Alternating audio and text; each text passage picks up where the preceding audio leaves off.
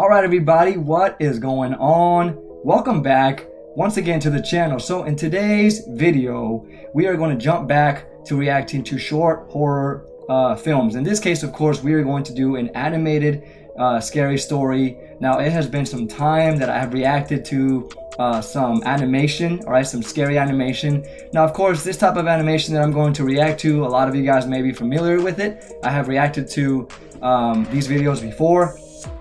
Specifically from this channel, and I really have enjoyed the storytelling for the most part. The animation itself is very soothing to me. That's exactly why I watch this. It's not so much that it's so scary, but it's very soothing to watch, especially on a nice, beautiful fresh evening. There's kind of nice breeze outside. I just came back from jogging out there, and it's super nice outside. So I thought, what a better time than right now to watch a nice creepypasta animated film. Okay, so we're gonna check that out right now. But first of all, I know it has been some time that I have reacted to some short horror content. I have been doing some trailer reviews. I hope you guys have been enjoying those. I don't think they're too popular, but if you guys can drop a comment down below if you have not seen a trailer review.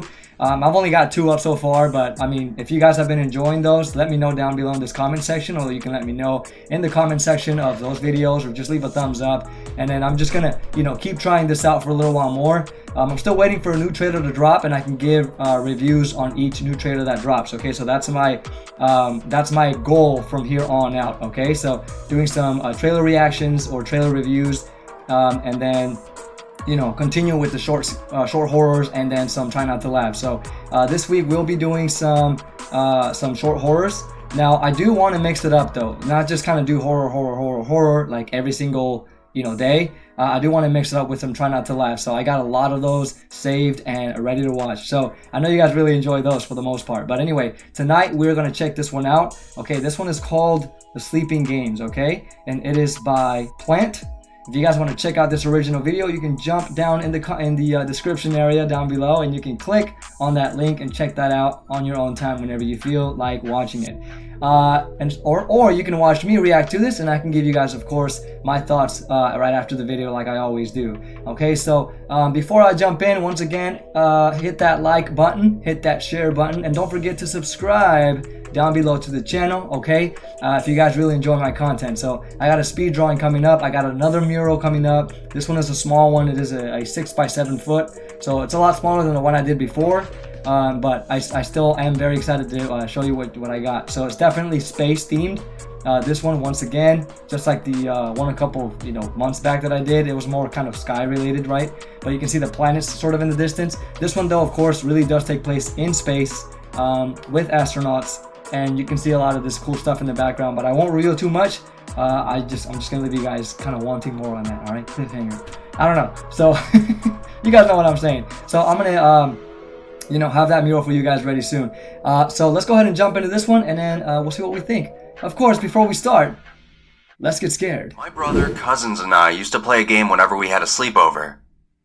It was simple. We'd stay up and scare the living hell out of each other.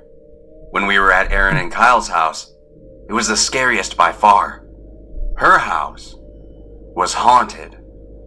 That's what everyone said. I thought that was a doll. Even her parents knew it. I thought that was a doll. Don't worry about Mr. Toombs, they'd say. He's harmless. Then they'd laugh and go back to whatever they were doing. Mr. Toombs was the man who owned the house before Aaron's parents. He died all alone, and no one realized he was gone until many months later, even though the house got gutted and renovated before it went on the market. We had this feeling he died in the basement right near the furnace. Oh, Jesus. The air there just felt thick and heavy, like old, sour breath. We'd have our sleepovers a few times a month. Our parents all worked at the same factory. Whenever they had to take third shift, we'd either stay at home and Aaron and Kyle would come to our house, or Greg and I would go over to Aaron and Kyle's. I never minded all the moving around until Kyle said we had to play that game. I hated it. Kyle was the oldest, and he could be mean if he wanted to. He wasn't a bully. He usually knew when to back off, looks like a middle-aged and genuinely felt bad if he made one of us cry. But he still liked to get his way, and that meant we'd have to play the sleeping game. The first time we played the sleeping game, we were at our house.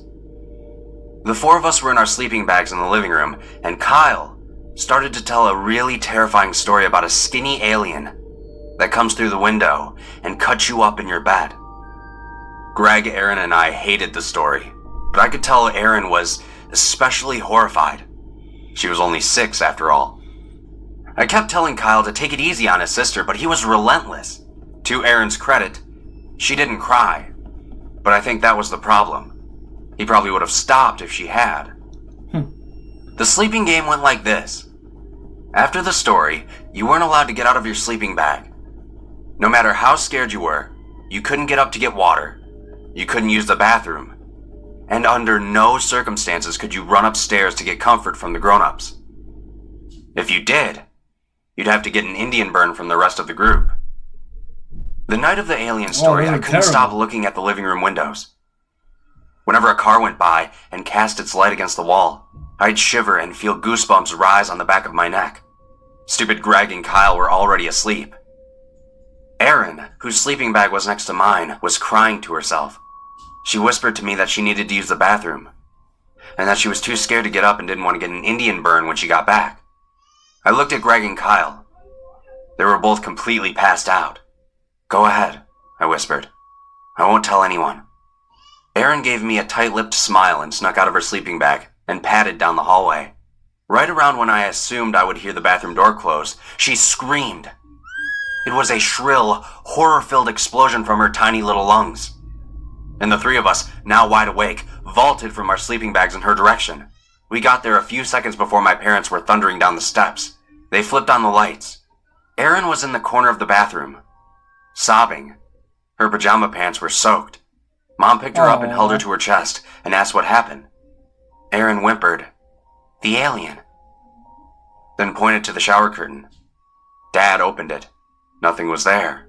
"It was just a shadow, honey," Dad told her. He then glared at us.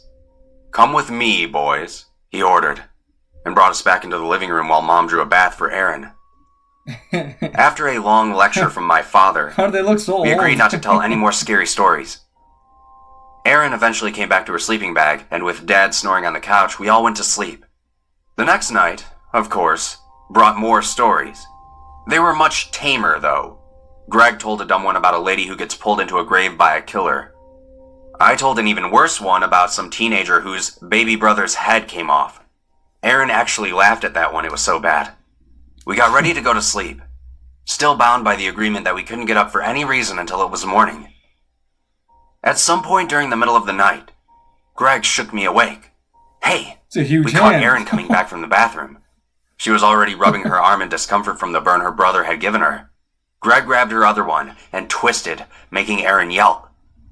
I took her arm and only squeezed it a little bit. I felt bad. Months went by, and we played the sleeping game every time we were together. Everyone got caught at least once trying to sneak out. Indian burns were had by all. Erin, though, got the most of it. It was obvious she wasn't having any fun. To make matters worse, she looked exhausted on the mornings after we played. I brought it up to Kyle, and he thought about it for a minute. Then said we'd do it once a month instead of every time. I didn't argue. We kept our little agreement to ourselves because we didn't want Erin to think we were treating her like a baby. That night, we were sleeping at their house. They had a beautifully furnished basement with a large screen TV, a ping pong table, and all sorts of other fun stuff. We set up our sleeping bags and played video games until well after 10 p.m. My aunt came down and said to turn it all off and get some sleep, so we made like we were getting ready for bed. But when the lights went off, Kyle said it was time for the sleeping game. I groaned, but he shot me a look and mouthed, "Only one," to me. At least he was holding up his end of the bargain. Like we always did, anyone who needed to get up to use the bathroom or get a drink beforehand was allowed to. I went, followed by Kyle, then Erin. Then we all came back. In the glow of the flashlight Kyle liked to hold under his chin when he told his stories, Kyle started to talk about a ghost. The ghost. Mr. Toombs. Even Greg looked uncomfortable as he stared at the slatted wooden door, which served as the barrier between the furnished and unfurnished cellar. The furnace was on the other side. "Mr. Toombs waits until you're asleep," Kyle whispered, Here we go. "and sucks your breath into his lungs. The longer you sleep, the more he takes away. And if you sleep for too long, you won't have any air left to breathe. And you'll be dead." My eyes were wide with fear, and Greg was just staring at the ground. Kyle, too, looked like he had successfully startled himself, especially when the furnace kicked on and we all jumped. Erin, surprisingly, had actually managed to go to sleep first, despite bawling her eyes out by the end of the story, and making Kyle promise to give her his snack at lunch, or else she'd tell on him. I snuck her one of those lifesaver candies I had stashed away to help her feel better. I guess it worked. The rest of us tried to go to sleep. Kyle caught me getting up to use the bathroom and gave me a wicked Indian burn. But since he caught me while he was on his way to the bathroom himself, I was able to reciprocate. Hard. We tiptoed back into the basement, and I got into our sleeping bags. It was the worst night's sleep I ever had. Each time the furnace kicked on, I knew I'd see Mr. Toombs floating above my sleeping bag, ready to suck the life out of me. Like always, my aunt came downstairs in the morning to wake us up for school. She started with gentle calls, then hollers, then shouts. Then, since we always ignored her, she'd stomp down the stairs and threaten to haul us out of the sleeping bags. "Let's go," she ordered. "Get dressed and go get your breakfast. Erin, if I have to ask you again, I'm gonna flush your goldfish." Erin didn't budge. "I swear to God, Erin, Goldine's going down into the sewer with the Ninja Turtles in 3, I had a feeling. 2, Oh, 1. I had a feeling. Nothing. She was Concern the first one flashed that went to across my sleep. aunt's face. Kyle, who had been sleeping next to her, shook his sister. Oh no! She didn't respond. My aunt rushed across the room and pulled Erin to her. No! She hung limply out of the sleeping bag. Everything went really fast for a while. The ambulance came while my aunt and uncle screamed and cried, and Kyle, Greg, and I just sat there in stunned silence. My parents arrived soon after. They too were also crying. We were all asked if we saw her drink any alcohol or take any medicine. None of us had. I knew Erin had been the last one to use the bathroom before bed, so I mentioned that. Someone went into the bathroom and returned with an empty bottle of sleeping pills. Through her tears, my aunt insisted that the bottle had been empty to begin with, that she had been saving it so she could remember which kind had worked for her so she could get it again. But there was no other explanation at the time. Erin was dead. Oh, There was a no. funeral. It was terribly sad.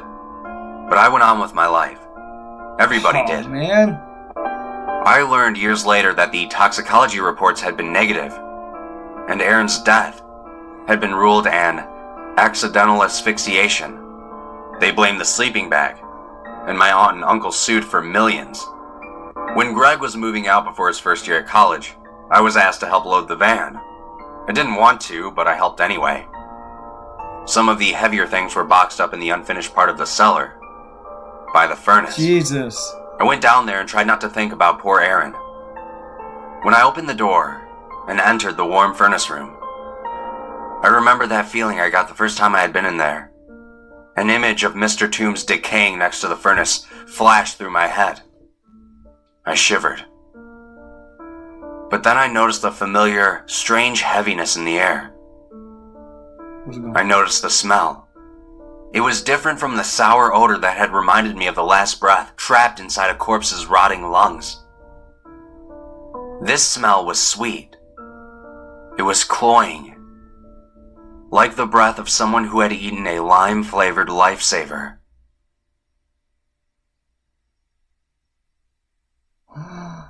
Alright, you guys, there you have it. That was The Sleeping Game. Okay, I gotta say, man, this was way more sad than scary. Okay, I definitely, like I said, these animations are so soothing to watch. So I'm always like super calm when I'm watching these. I do not expect to get scared. I don't expect jump scares. I don't even expect to be uncomfortable.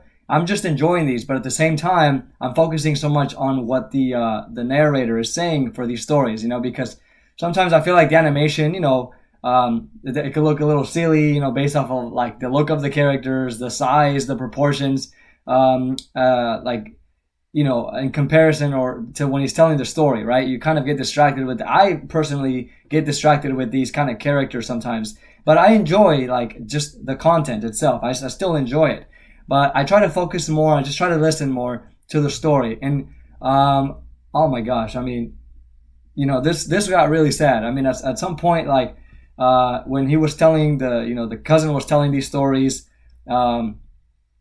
I mean, at some point I knew something was going to happen to like the most vulnerable of the crew. And I mean, we all just kind of saw at this specific scene where Erin, the little girl, she ends up falling asleep first, holding a pack of like lifesavers or whatever, the sweet candy that the guy gave her, that is her brother, I think he was, that he gave her to go to sleep. And while this cousin was telling the story of this, spirit, this ghost of this old man, that he comes and sucks your breath as you sleep.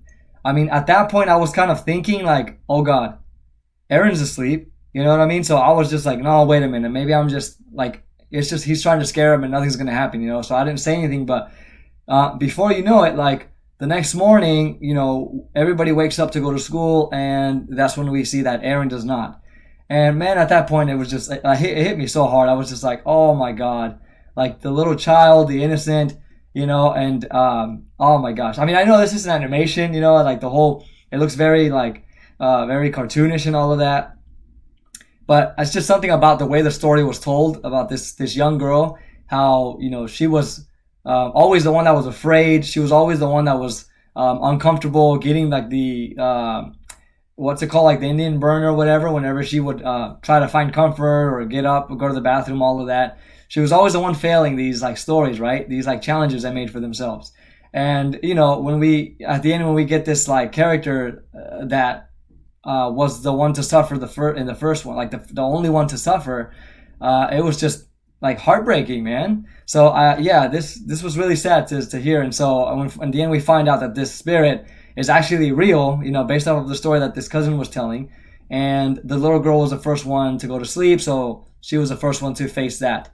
That type of action where this spirit were to go up to her and, like breathe in her breath. And the more she was asleep, the more he'd take away.